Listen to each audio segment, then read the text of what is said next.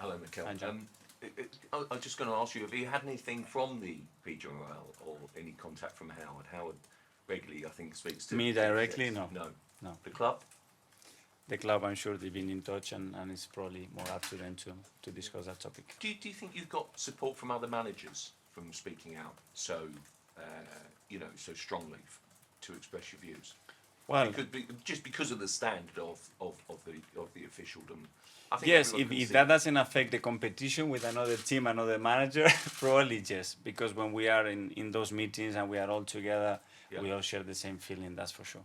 Do you think there's better official and sort of refereeing standards within the Champions League as compared to the Premier League? If you watch the Champions League week in, week out, you don't see so many delays, you don't see so many errors.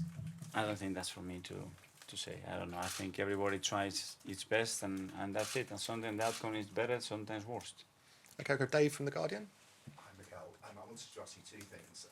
Do you think the sense of injustice that you all felt at Newcastle can really bond you internally as a squad, as a club? Well, there is a really bond team. There is a really bond club at the moment, but certainly it shows the unity, the way we acted to express externally how we feel, and we have to do that. And if we want to transmit what we want to do, you have to speak loud and clear and put yourself in the line when it's needed to. And this is what we've done. And I also think, I know you've already been asked this and you've actually dodged this question, but I do think it's worth asking again if you can explain what specifically you were unhappy about with the goal. No, I can say it, I can explain you anything. Okay, we'll go to Mark from The Sun.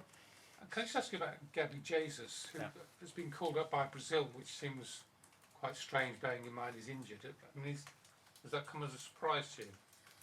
Well, I don't know. The national teams have the duty to produce the list. Sometimes there is uncertainty on the time scale of each player's availability in the following weeks, and that's it. I think it's a great thing. I think it's a really positive thing that he's getting called up again. It will depend whether he's fit or not, whether he can travel or not. That's it. Presumably, you think he'll be injured for? We don't know yet, so probably that's why that's in the air. But it's a really simple situation to resolve. In the game in Seville, he was outstanding. I mean, he was probably the difference between the two teams. Yeah. How do you make up for that loss in this game tomorrow? Well, obviously he's been out for a while. In this start of the season, I think the Premier League he only had one start, and he's one of our top players and the players that can produce those magic moments that are necessary to consistently win. But we have to adapt. We haven't got it tomorrow. Tom from Football London. Hi, Mikel. Hi. We heard from Gabby Jesus at the start of the Champions League kind of run that a lot of the young players have been playing the theme tune in the dressing room and stuff, and kind of that belief of playing in the new competition. How do you feel those young players have now adapted to playing in such a big tournament? Well, obviously the excitement and the enthusiasm to play the competition is driving a lot of that energy and passion that you see in those games, and this is great. But as well, I think they're showing a lot of maturity to manage the games in certain moments when it's very necessary in Europe, and so far we've done it really well. And obviously last season in the Europa League there was perhaps more opportunity to rotate players. You want two competitive options in most of the positions, if not all the positions, but that's not always easy to rotate in the Champions League because of the demands of the competition. How sustainable is it with the group when you've got players like Ray Ramsdale and Trossard, Martinelli, for instance? Well, I think the squad availability is really important to allow you to do those changes or not. At the moment, we have 5 or 6 injuries, and then obviously the capacity to rotate in certain moments, even in the cups, is more limited. So, yeah, when you have 22 outfield players fit and available, it's easier. At the moment, it's a bit trickier. Gary from The Times. Can I just check? You said about you have the managers' meetings and everyone sort of agrees. Do you have a mechanism in the season for the managers to talk together? And is there something coming up where you have a discussion about managers, where you then can have that open discussion? Yeah, we have some opportunities to do so. They are limited because of the time and the schedules that everybody's at. But it's our duty to try to do everything that we can to support, give our voices and opinions very clear, and to try to get our feelings across and try to improve them. When is the next one? Because obviously it's an international break. I don't know. I don't know when the next one is. Yeah. Okay, Isan from the Daily Mail. Hi, Mikel. As a manager, what was it like to have the club straight away come out with a statement to back you?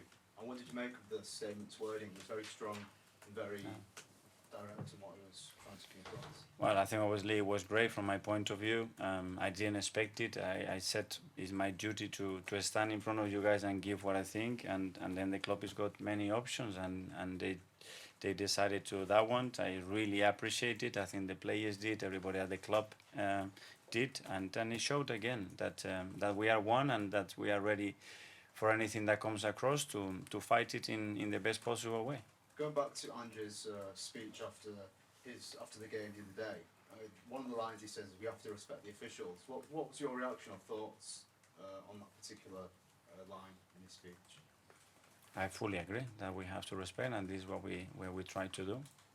And to respect them as well, we have to stand there like I did in the touchline the other day, and to respect them as well. We have to have respect. You have to have good trust and the capacity to have a conversation and opinions. That's when respect is built.